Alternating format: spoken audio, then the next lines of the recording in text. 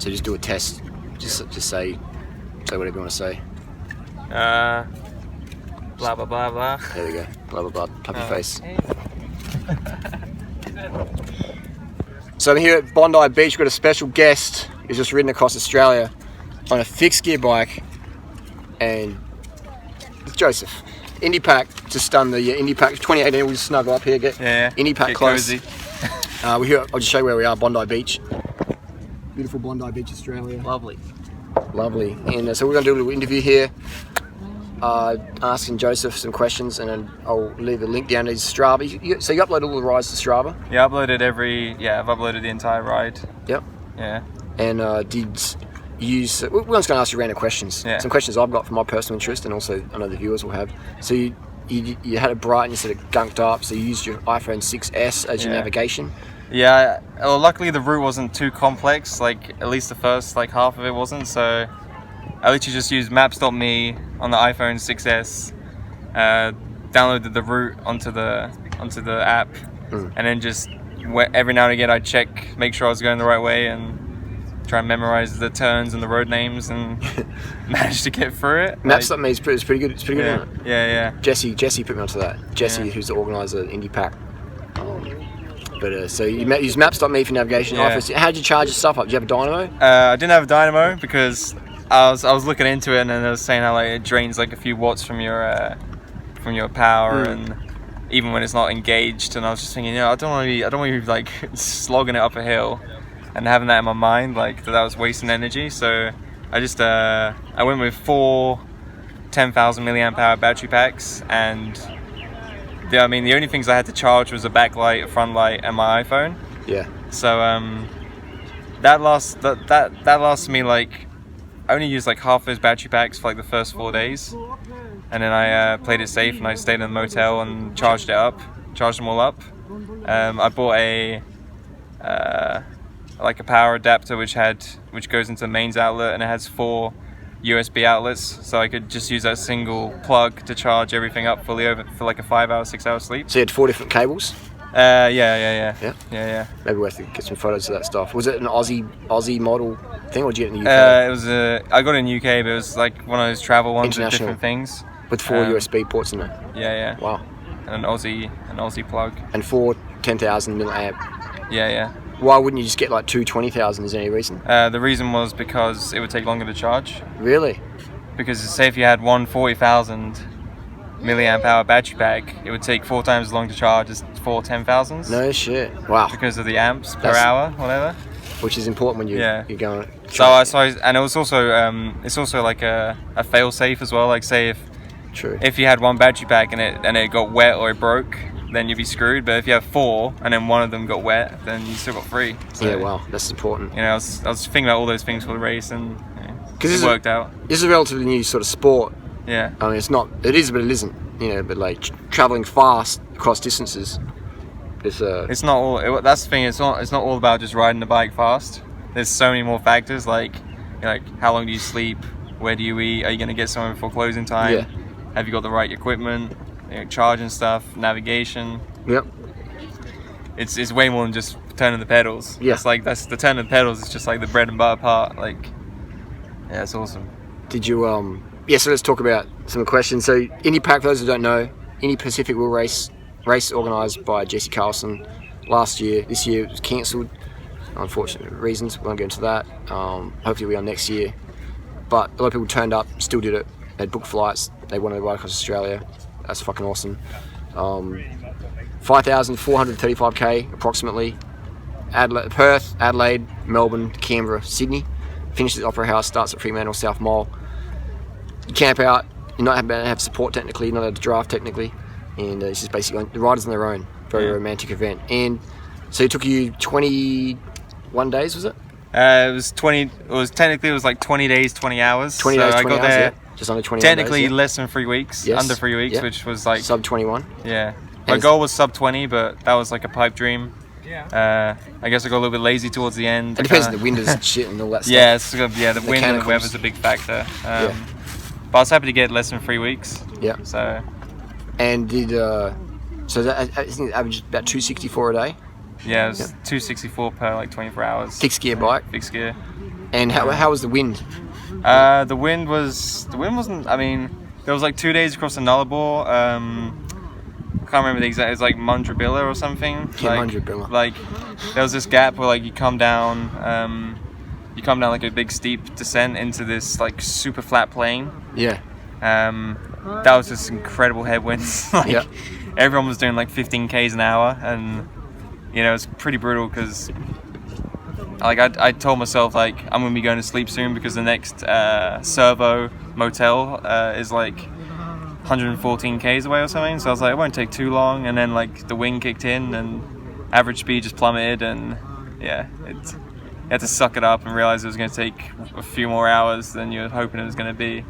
And then the next day was headwinds as well, but then the winds turned, and then coming into Port Augusta out of the desert was awesome. Yeah. Like absolutely awesome, going over these huge rollers, just like getting pushed up and then pushed down, and yeah, it's crazy how the wind just basically just dictates your spirits. Like, that's what I mean. That's what I call it, headwinds. Like Yeah. when I've ridden across from Perth and stuff to Adelaide, Cape York, etc. But the winds can determine your mood. They can make or Yeah. break you like that. Yeah. You can have the worst moment ever, and the wind will just be like shift to a tailwind. All of a sudden you're elated again. yeah.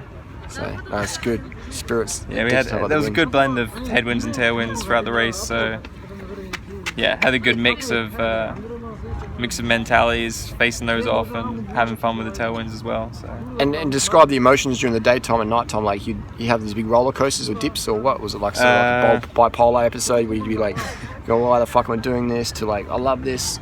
yeah, during the night sometimes it got real hard if I'd been riding for, you know, if I'd already been riding for a lot of time, and I was already tired when the night hit, and I felt like I hadn't done enough during the day. I felt like I was chasing, and I wasn't putting out the right amount of power. I wasn't going fast enough. That was like a real downer for me. Like I just started feeling like, what's the point? Like, Yeah. like I should be here by now. I should be somewhere else by now. Like,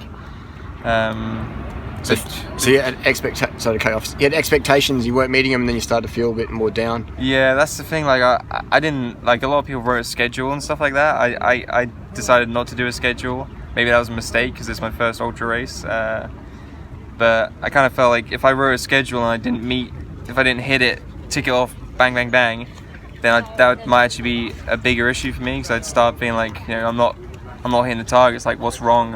Do I suck? Like, I didn't want to expose myself to that possibility. So Yeah. I just kind of went with the flow and Spontaneous. I just kind of looked at the next server, the next town ahead, and I just nipped off like that. But, Chunk it down. you know, sometimes like I was racing, so I was trying to win. I was trying to be the first fixie, beat Pavel, who's also doing a fixed gear. Polish guy. Yeah, Polish guy. Polski. Yeah.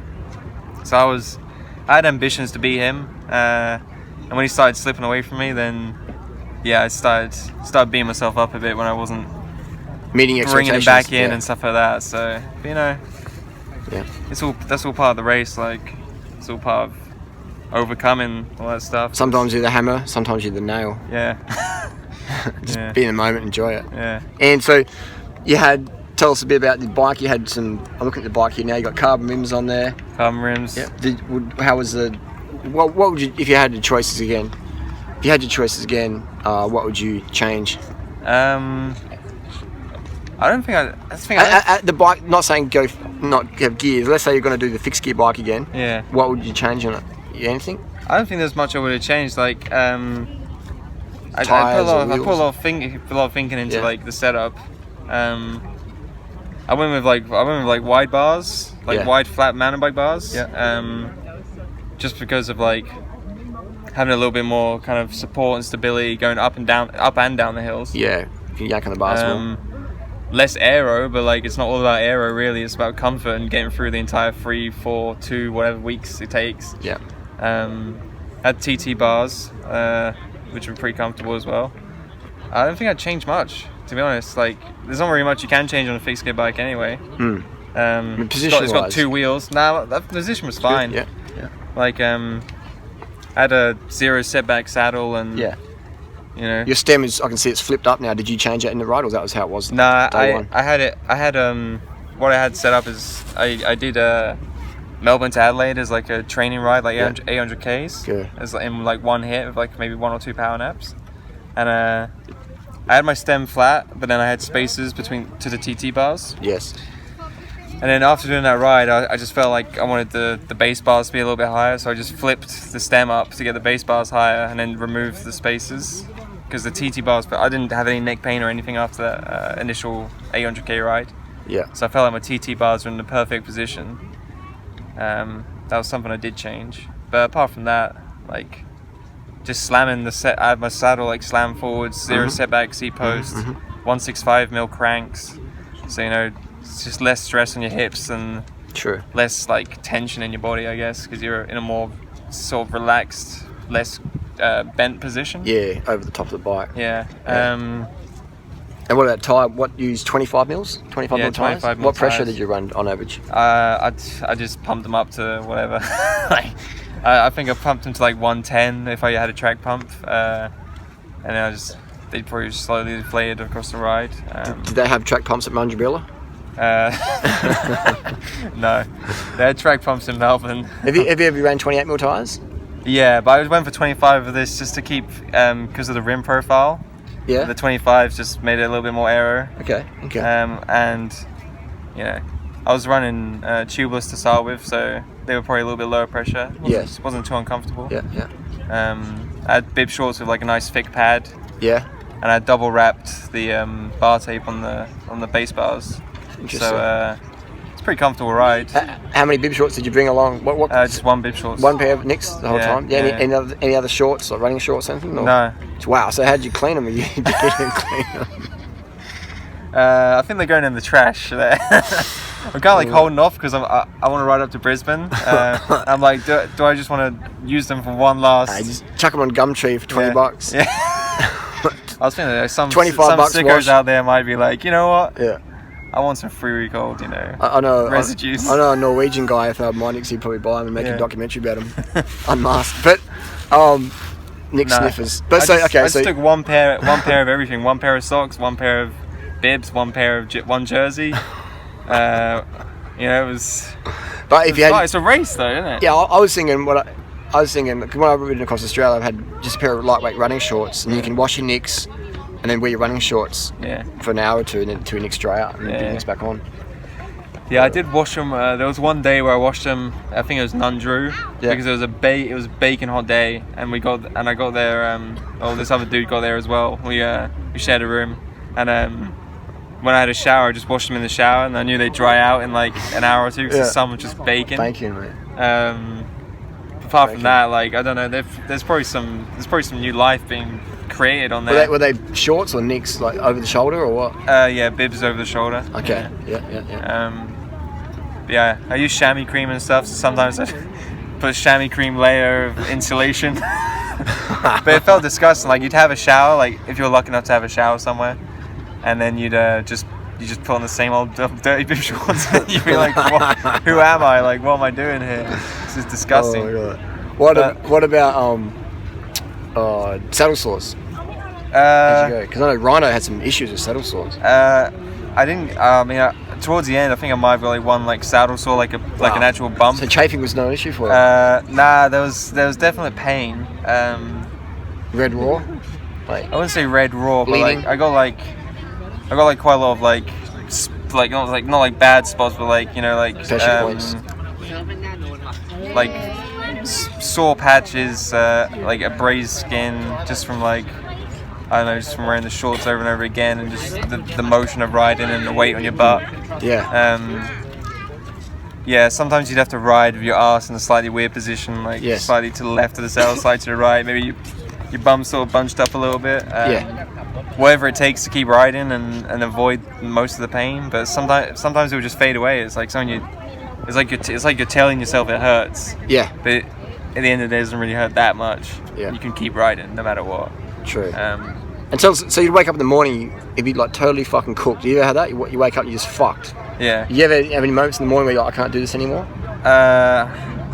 I was just caught up in the race, so like I never felt like I wanted to drop out or anything. Yeah. But I mean, as in, like, you just woke up. But yeah, super I'd wake cooked. up and like my knees were like the worst bits. Like they just ache. I'd feel like I wouldn't be able to stand up. I feel like I wouldn't be able to like slowly lower myself down. Yes. Just awful. And I'd get on the bike and they'd feel like solid. Yeah. It would take like 5, 10, 15 minutes of riding until like that kind of went away. Yeah. Yeah, but I was just cooked. My knees got cooked every day, especially with the climbing. Yeah. Did you? Yeah. Did you have any? How do they feel now? They feel alright. Like it's been like 2 days, whatever, since I finished. So I've had. You look very fresh. 2 days. 18-hour sleep. I've had 18-hour sleep and like a 10-hour sleep. Your face looks really fresh. Yeah, I'm feeling good now. Like back on the bike, like spinning. What day is it today? Shibi dog. It's What day is it? What day is it? Monday. Monday. It's Monday. Is it Monday? It's Monday. Yeah. So I got in on Saturday 5 a.m. and it's now Monday. I'm feeling good. I'm feeling good for a ride to Brisbane. Yeah, so you're going to ride to Brisbane after this? Yeah, just to see a bit more of the country, see some friends. And good. Yeah. By bike. Yeah. I was saying before, Joseph's seen more of Australia than most Aussies will see. Yeah. And you know more towns off the top of your head now than most Aussies will. Yeah, it was weird. Like whenever like someone asked where I come from, I wouldn't know if to say the town name because I'd be like, maybe they don't even know that town name. Yeah. Yeah. Like, I've come from Munjabilla. They'd be like, where is that? Yeah. Only cyclists who've done Nullarbor understand what Munjabilla means. Yeah. Like, once you've been there, you never forget it. Yeah. I was there in 2002. I remember like it was yesterday. That was the crazy thing about the desert was just how there's literally nothing there. Yeah. Like, I was expecting villages, towns, something. Yeah. And you get there and you've been seeing this town name, or what you think is a town name. Oh, 50 k's away, 45 k's away, 20 k's away. You get there, it's like a server, it's a petrol station with a motel attached to it. Yeah. That's all it is. Yeah. For 2,000 k's across the desert, there's nothing. And that's something that I found really just like perplexing. Is just how there's just nothing out there. Yeah. It's just this huge country with nothing. It's incredible. It's incredible. Yeah, no, it's big fucking open spaces. Yeah. And how are the drivers out there? Like, how was it? Any road rage or any aggro or? Yeah, I heard from some other riders there were some issues. There were a few moments. Across the Nullarbor it wasn't too bad with the road trains, like especially because at night and stuff you can see them coming from literally like 20 minutes away. You'll see the lights on the horizon. And the roads are so straight and it's so dark. And their lights are so powerful. You see them for ages away. You'll just know they're coming, so you can prepare. And even if they're coming from behind, you can prepare. Because I was using a mirror on the bike. Yeah, good idea. Just gives you that little extra bit of awareness. Yeah. And did you you have any road rage? Anyone want to fight you? Any white BMW drivers? Nah. I was okay. There was a few moments. So over the Easter weekend, because the race starts 17th of March. So if you're a medium paced rider, you're going to end up going through like Melbourne and that sort of area. The Easter holidays, and so everyone's out with their caravans, their boats. People that aren't that great at driving are driving around the hills, and there were a few close calls where I was like, fuck man, that was close, and I'm just like making me kind of nervous about riding. Like even if I'm used to riding around London, so it's like I was feeling a bit nervous because just the speeds are higher on those roads, and more traffic and tons of traffic. Easter weekend. So do you think? Yeah, I was gonna cut you off again, but you think if race organisers next year we should change the dates, we could make it earlier? Yeah. I was thinking that. I was thinking it is a bit stupid, like going into the Easter weekend. Like, yeah. Especially because you're hitting like the biggest cities that time, True. and you're going into those.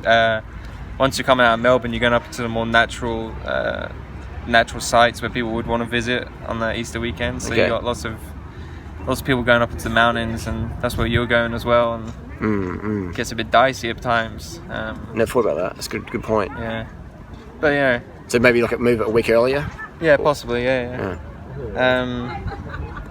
But yeah, I didn't actually have I didn't have anyone stop the car, try and fight me. I didn't ever want to try and fight anyone else. Yeah. I just had a few moments where, it was a bit close, and I was like, like that was close. Because they were being dickheads. But I mean, but I mean, just passing close and stuff like that, and a bit fast. And there's this thing that everyone seemed to do where, like, if there was a car coming one way, and you were going to intersect at the same time, and they're coming behind, they'd just squeeze the gap. Yeah. Then no one would ever seem to ease off for you. Yeah. But at the same time, they also had sometimes loads of really great passes where the people fully went into the other lane and stuff. So I mean, it's just 3 weeks. 3 weeks of riding on the road for 5,500 k's. You're gonna have some good passes. You're gonna have some bad passes. Like, did it ever feel really sketchy though, or just nah, that Easter weekend was a bit dicey? Yeah, Easter weekend was just a bit traffic heavy. But like, I never felt like you wanted like totally unsafe. Yeah. Like, it's just, I mean, when you're riding on the road, it's never fully safe. There's always a chance of whatever. But yeah, I never felt like, oh, this is insane. Like, I can't keep riding here. True. And what about? So that's very good. And so then night time you had lights and stuff. Stayed safe. Yeah, lights, reflective stuff, reflective good. tape on the bike. I felt like anyone could see me coming from a mile off. I felt like I could see them coming from a mile off. It was pretty confident with that. What clothing did you bring? So you got one pair of Nicks, one jersey. One jersey. I had thermal like tights, not cycling specific ones. I had fingerless gloves with like gel padding on the palms. Yeah. I had a rain jacket, like a thin race rain jacket, high vis one. Yeah. And I had like a. Is it waterproof? Yeah, waterproof one. Gore-Tex or? I don't think it's Gore-Tex. Just like a nice lightweight. I think it's Endura. Yeah. And then I had a not a down padded a synthetic insulated jacket. Yeah. So that was my setup. Sleeping bag? No. Wow. I had an emergency bivvy bag. The SOL? Yeah, SOL, the cheapest one there was. Okay. I wouldn't rate it very highly. I'd say it's definitely a survival bivvy bag, not a doing a bike tour bivvy bag. Yeah. So, you know, if you like sweating, if you want to survive, if you're like on the brink of death and you want to survive till the morning and have someone rescue you, it's going to do the job. If you want to have a nice comfortable sleep like every night for 21 days, it's not going to be the one. Super sweaty. I was super sweaty the first night in there. The second night I ended up getting a stick and just jabbing a few holes for ventilation. Still didn't work that well. And did you get much rain then at night? I actually didn't. I didn't actually get any rain at all. The whole ride? No. Wow. There was one night where there was a few drips. Then that was it. I know some guys had some pretty harsh weather at times. It's luck of the draw, isn't it? I got lucky. Fucking hell, that's epic, man. That's epic. I was almost wanting some rain. Yeah. You know, like, come on, man, test me. Do variety. But no, I got lucky. So at night time you wore your jacket most nights? When you're sleeping? I'd be like, Well, I'd be like, when I was riding, I'd be flipping between just the jersey and then the jacket. If I stopped for like a snack or something, wear the jacket for like 5 minutes to warm up and then pop it back in the bag. I also bought a thermal top as well, a non-cycling specific one as well in Melbourne because we were going to go into mountains and I wanted like an extra bit of insulation because you never know. I was already getting a bit cold down in the desert with my setup and I was like, you know, just want something extra. I also got some like long fingered neoprene gloves for descending the mountains. They're pretty cool as well, pretty comfortable. Very good. But yeah, when I was sleeping, I basically just put on all my layers, jumped in the bivvy bag, and had a nap for a couple of hours. That was pretty much it. Wow. I wasn't at a motel or. And what time did you normally go to bed? I just went to bed when I was cooked. That's a good idea. Yeah. Safe. I didn't have a schedule. Yeah, I think that's the best. Yeah. It's healthiest because you can listen to your body more. Yeah. Keep your I think that's the safest for fatigue management. Yeah. No flat tires, you said? I had one issue with my tubeless tire, but that was pre-race, and I was an idiot for not properly fixing it. Yes. And that cropped up like on day 2 or 3. I just popped the tube in there. It was fine. Rode that to Port Augusta. Then I put a spare tire on. Took that off because there was a big chunk. There was a big chunk missing. I could see the threads. Safety. I could see the threads underneath. I think the Nullarbor roads might have ripped it a little bit. Nullarbor hot mix. Yeah, but to be honest, the roads weren't too bad. Like the conditions of the roads weren't too bad. But there was a definite chunk missing out the tire. So I was like, I'd rather put the spare tire on preemptively than be descending a mountain or a big hill and just have it explode. So and put a spare tire on then. Yeah, good. So but no mechanicals? No mechanicals, no punctures other than that issue I should have fixed. Yeah, I can't think of anything else that went wrong. The bike worked perfectly. I guess, no gear issues because I didn't have any gears. What about lube? What lube did you use? I was using the Finish Line lube. Line. I got it from a giant store in Perth because it was like a nice sized bottle. It wasn't like a big thing of lube. It was just like enough to see through the race. I just lubed up the chain every now and again. Anything you do different? Or sleep a lot less, take less breaks. Sleep less, yeah. Yeah, because I had this thing where I'd probably to do with riding a fixie is you can't coast, and then when you do coast by clipping out, you're still stressed, you're not perfectly relaxed.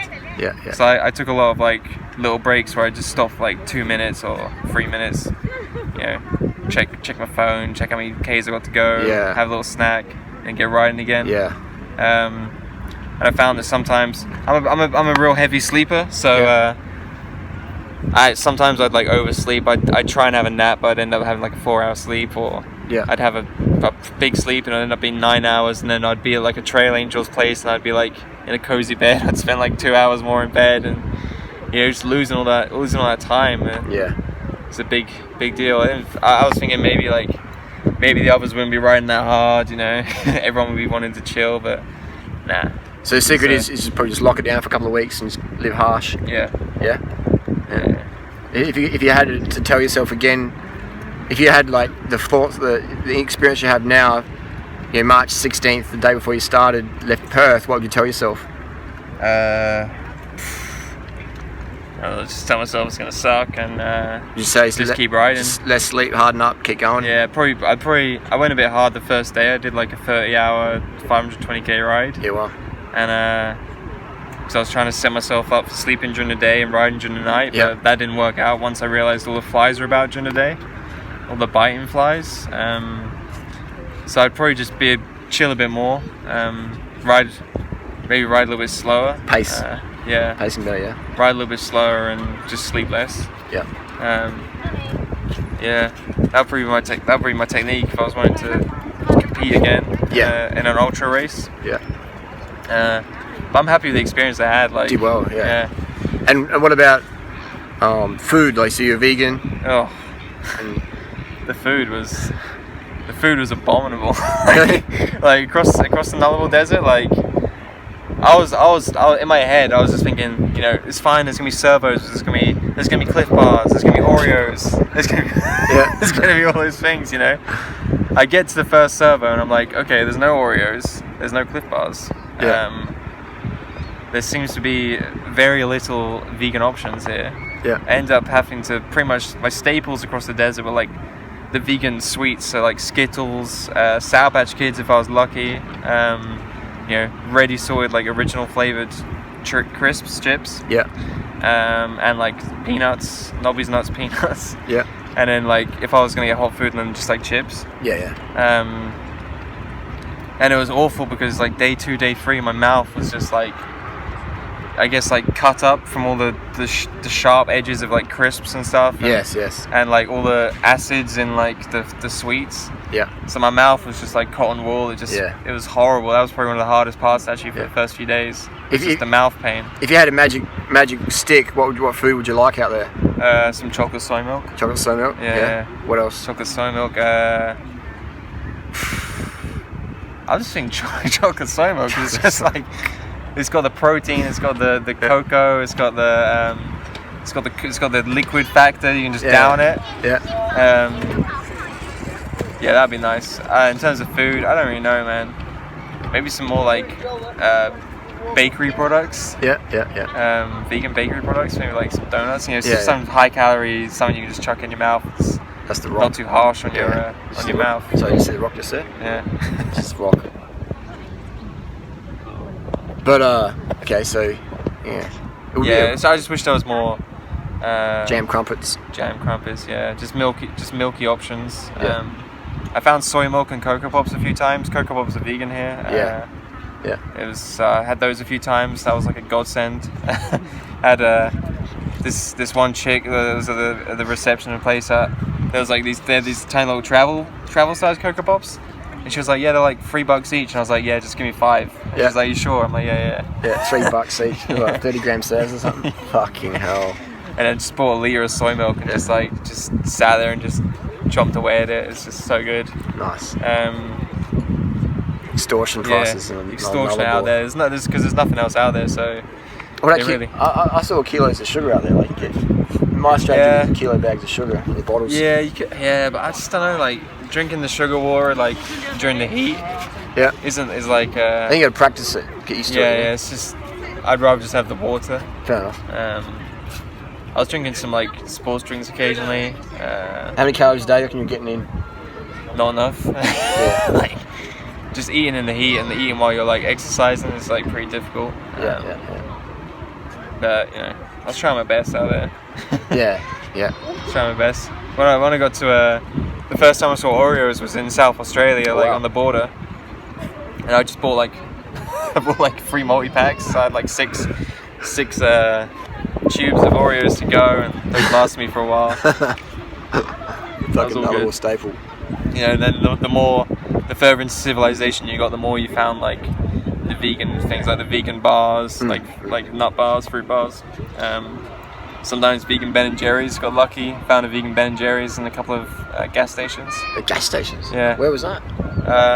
There's one in Cooma. I found vegan Cooma. Ben & Jerry's. Yeah. Wow. And I didn't have a spoon or anything, so what I do is I buy a tube of Pringles and then use the Pringle lid as a spoon. Yes. Very good. Yeah. That's good. I definitely find. So you found. I mean, Victoria's saying she saw it in Adelaide. She's like, oh my god, Joseph's lost so much weight. Yeah. Just a week. Yeah. In just a week. I found that as well. Like riding across Australia, or whatever. Like your body just chews through stuff. Yeah, so I definitely lost a lot of weight. Like every time I went for like a shower, like every couple of days, if I was lucky, I'd like be showering. I just feel like I'd feel like, where the hell am I? I'm disappearing here. It's like you just eat all this fatty stuff and just be still losing shit tons of weight. Yeah, so you're just melting through the calories. Yeah. Just to stay warm during the night and to keep moving, going up the hills, and it's pretty mental. Like, no, it's probably, interesting. Probably pile on the weight now though. No, not necessarily, but it's interesting as well. Like, cause that Amanda Cocker girl, she set that world record last year. Remember her? And she didn't lose any weight at all. And you got vegan Joseph here in 1 week on the shred. You know, like it's definitely something. Yeah. It's interesting stuff that getting somewhat shredded. Physiology of the human body on vegan lifestyle. Okay, so how much water are you drinking a day? I have this habit of not drinking that much water. I just, when I'm riding, I find it hard to drink water. Just not that I find it physically hard to drink. Is that a good habit for you, or is it? I don't know. Yeah. It's just, I feel like if I'm riding, I'm in the TT bars, I'm focused on riding. Yeah.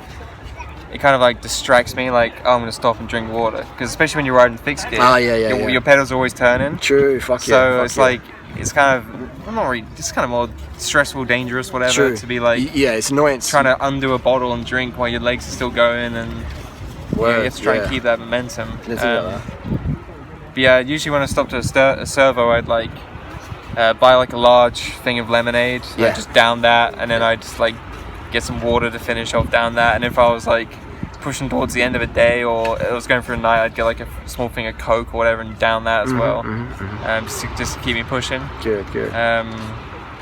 I'd mainly just taken all my liquids when I was stopped. That strategy works. Sort of hyperhydrate, and then just cruise along on that. Then sip on a few bottles here and there. Very good. That's good. I reckon that sort of concludes it for now. I think. If you have any other questions, hit us up in the comment section below. Yeah, I'm here for a few more days. So. Yeah, where can people find you? Near Bondi. on Facebook or? Oh yeah, you can find me on Facebook. My Strava is Vegan Joseph Kendrick. I'll put some links down below if I remember. Instagram is Joseph X Kendrick. Yeah. That's where I'm most active. Maybe you can comment on this video and link us. Oh, my YouTube as well is just Joseph Kendrick. I'm like notorious for like saying I'll put it in the links below and I never fucking do. But thanks, I've got a lot of audience out there do my work for me. But that's really good, I appreciate it, man. It's good timing. But to catch up with you. Yeah, I was wondering if I finally bumped into him. Yeah, it's like serendipity. Yeah. It's been a crazy month last month. And now, so yeah. Anyway. It's been a crazy month for me as well. I was saying, like everyone, it's just like March Madness. April appreciation. April Fools. April Fools. but it's very good. All right, thanks, man, and we'll Cool, no problem, man. see you on the road, man. Peace. Yeah, man.